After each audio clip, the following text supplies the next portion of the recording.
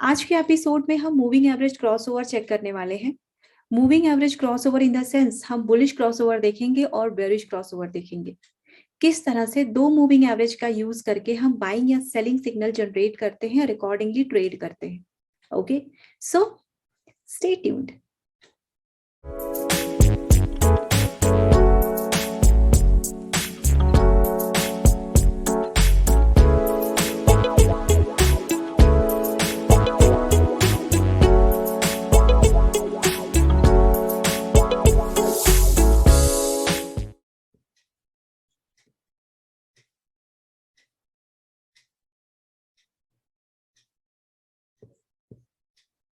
Hey folks, welcome to our channel फिनरुपीस।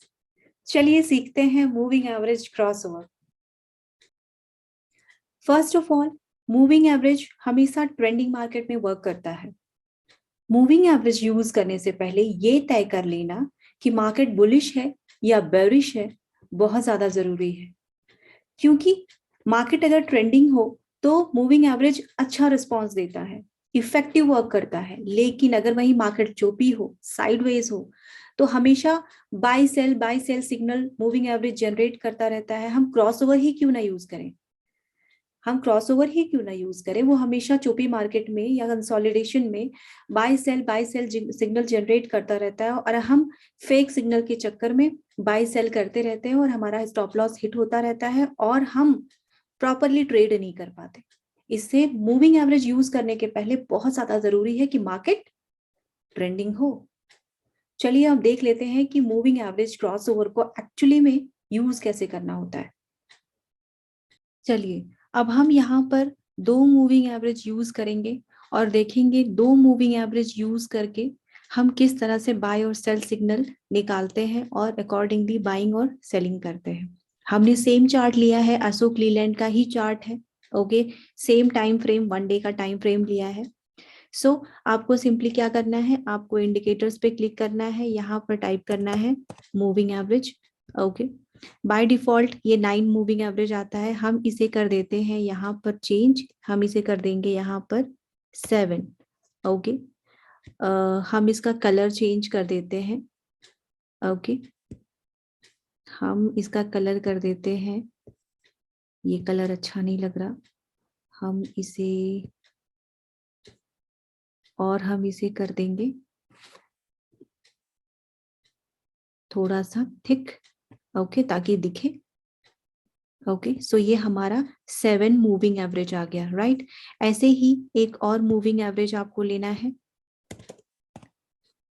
Okay, simple moving average ही ले रहे हैं हमने अभी एक्सपोनेंशियल मूविंग एवरेज की बात नहीं की है। ओके, यहाँ पर हम इसे चेंज कर देंगे। यहाँ पर हम दूसरा मूविंग एवरेज ले लेते हैं। सपोज हमने लिया 21 मूविंग एवरेज। ओके, और हमने यहाँ पर भी जाकर के उसे कर दिया है चेंज, कौन सा कलर, ब्लू कर देते हैं और इसकी थिकनेस भी थोड़ी सी हम बढ़ा देते हैं। ओके, ताकि दिखे। सो आप देख रहे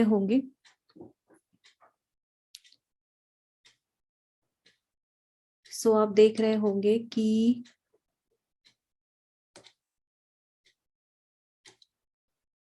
कि ये जो डार्क ब्लू लाइन है ये हमारा 21 मूविंग एवरेज है। ओके, और ये जो मैरून लाइन है ये हमारा 7 मूविंग एवरेज है। ओके, ये 7 मूविंग एवरेज है। सो हम इन दो मूविंग एवरेज के यूज से किस तरह से बाय और सेल सिग्नल निकालते हैं। मोस्टली ज्यादातर ट्रेडर क्रॉसओवर के बेसिस पे ट्रेड लेते हैं, यानी कि जो हमारा कम वाला मूविंग एवरेज होता है, जैसे कि हमने यहाँ पर 7 लिया है। 7 मूविंग एवरेज जो है, अगर 21 मूविंग एवरेज को नीचे से ऊपर की तरफ क्रॉस करे तो हमारा बाइंग सिग्नल होता है। जैसे यहाँ पर आप देख रहे होंगे ये जो मैरून लाइन है, ये मैरून लाइन हमारा 7 मूविंग एवरेज है, राइट। यानी कि latest one, last 7 trading session का ये एवरेज है। और ये जो हमारा ब्लू लाइन है वो 21 मूविंग एवरेज है, यानी कि लास्ट 21 डेज का मूविंग एवरेज। सो जब ब्लू मैरून लाइन ने, यानी कि 7 मूविंग एवरेज ने 21 मूविंग एवरेज को नीचे से ऊपर की तरफ क्रॉस किया, ऊपर की तरफ गया, आप ये देख रहे होंगे, तो हम यहाँ पर बाइंग सिग्नल जनरेट करते हैं। ओके, बाइंग सिग्नल मिलता है हमें, हम इसे क्रॉसओवर भी बोलते हैं, bullish crossover. Okay, bullish crossover. So हम यहाँ पर बाइंग सिग्नल लेते हैं। ओके, जिस कैंडल ने क्रॉस किया है उसके ऊपर की हमारी होती है बाइंग, एज यूजुअल जैसे हम ऑलरेडी डिस्कस कर चुके हैं, और जिस कैंडल ने क्रॉस ओवर किया है उसके नीचे का हमारा होता है stop loss. Okay, in a similar sense, suppose ये जो हमारी ब्लू लाइन है, ये जो हमारी मैरून लाइन है, यानी कि 7 मूविंग एवरेज है, उसने 21 मूविंग एवरेज को ऊपर से नीचे की तरफ क्रॉस किया। ओके, ऊपर से नीचे तक, नीचे की तरफ क्रॉस किया, तो हम इसे कहेंगे बेयरिश क्रॉसओवर। ओके,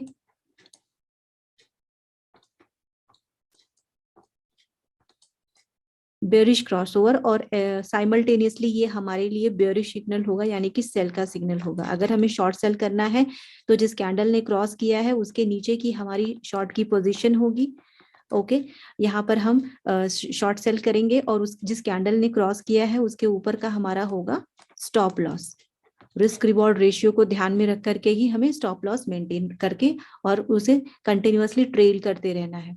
ओके, सो इस तरह से हमने क्रॉस ओवर के बेसिस पे भी ट्रेड इस तरह से लेते हैं, जैसे कि यहाँ पर भी 7 मूविंग एवरेज ने ब्लू मूविंग एवरेज को, यानी कि 21 मूविंग एवरेज को नीचे से ऊपर की तरफ क्रॉस किया है, तो यहाँ पर हमें बाइंग सिग्नल मिलता है। ओके, यहाँ पर हमें सेलिंग सिग्नल मिलता है। ओके, सो इस तरह से जब जब हमारी जो कम वाली जो मूविंग एवरेज होती है, यानी कि 7 डेज लो, सब डिपेंड करता है कि आप कौन से टाइप के ट्रेडर हो।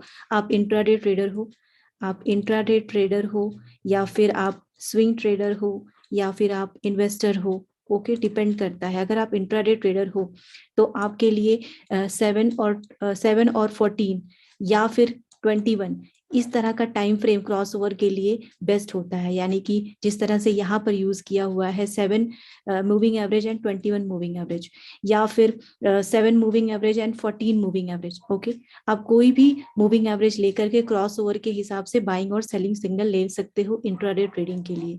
अब टाइम फ्रेम 15 मिनट्स का भी होता है, 5 मिनट्स का भी होता है, डिपेंड्स आपका कौन सा टाइम फ्रेम में आपको बेस्ट सिग्नल मिल जाता है।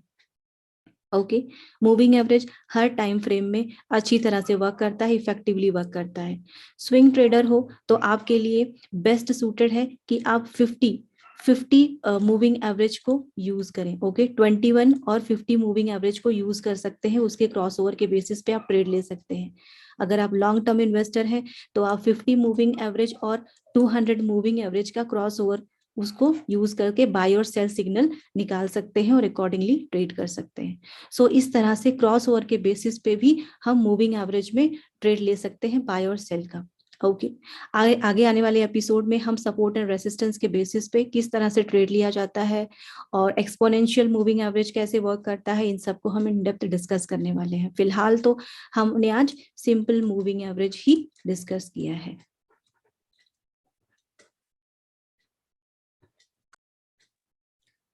चलिए अब एक और टाइम फ्रेम हम देख लेते हैं। हम एक और मूविंग एवरेज का कॉम्बिनेशन देख लेते हैं। यहाँ पर आप देख रहे होंगे हमने लिया है मूविंग एवरेज 21 और मूविंग एवरेज 50। ओके, और वो भी है डेली टाइम फ्रेम में। ओके, सेम हमने अशोक लीलैंड का चार्ट लिया है, अशोक लीलैंड का चार्ट लिया है। यहाँ पर हमारी जो ब्लू लाइन है वो है 21 मूविंग एवरेज, और जो ये हमारी ब्राउन लाइन है वो है 50 मूविंग एवरेज। ओके, अब हमें यहाँ पर बाय सिग्नल कहाँ मिल रहा है? अच्छा देखो, ये एक अच्छा खासा अप ट्रेंड है। ओके, ये आप अगर हम ट्रेंड बनाने जाएं तो ये अप ट्रेंड है। ओके, जैसे कि हमने कहा था कि मूविंग एवरेज हमेशा ट्रेंडिंग मार्केट में इफेक्टिव वर्क करता है। ये ट्रेंडिंग मार्केट है, मार्केट बुलिश है। ओके, यहाँ पर हमने क्या देखा, यहाँ पर जो सिग्नल जनरेट हुआ है ये हमें बाइंग सिग्नल दे रहा है। ओके, बाइंग सिग्नल दे रहा है। क्यों? ये जो स्मॉलर मूविंग एवरेज है, यानी कि 21 मूविंग एवरेज है जो कि ब्लू कलर में है, ये जो ब्लू कलर में है, और ये जो ब्राउन कलर वाला मूविंग एवरेज है ये 50 मूविंग एवरेज है। 50 मूविंग एवरेज को 21 मूविंग एवरेज ने नीचे से ऊपर की तरफ कट किया। ओके, क्रॉस ओवर किया, तो इसे हम कहते हैं क्या? Bullish. Okay, bullish cross over. ये हमें बाइंग सिग्नल जनरेट करता है। हमने अगर सपोज यहाँ पर बाइंग की है, उसके बाद आप देख रहे होंगे ट्रेंडिंग मार्केट में इसने अभी तक हमें सेल सिग्नल नहीं दिया है। अगर हम यहाँ सपोज हमने यहाँ इस सिग्नल को जनरेट किया, इस कैंडल में भी हमने एंट्री ली होगी, इस कैंडल में भी एंट्री ली होगी लगभग हम 130 समझ लेते हैं, 130 समझ लेते हैं, ओके 130। और अभी प्राइस कितनी है 145, ओके 145 समझ लेते हैं, 145 समझ लेते हैं। तो यहाँ पर 15 पॉइंट्स का गेन दिया है इस मूविंग एवरेज ने। और यहाँ पर आप देख रहे होंगे अभी भी बाइंग सिग्नल ही है, अभी भी इसने ब्लू वाली लाइन ने यानी कि 21 मूविंग एवरेज ने 50 मूविंग एवरेज को ऊपर से नीचे की तरफ नहीं कट किया है, अभी भी मार्केट ट्रेंडिंग ही है।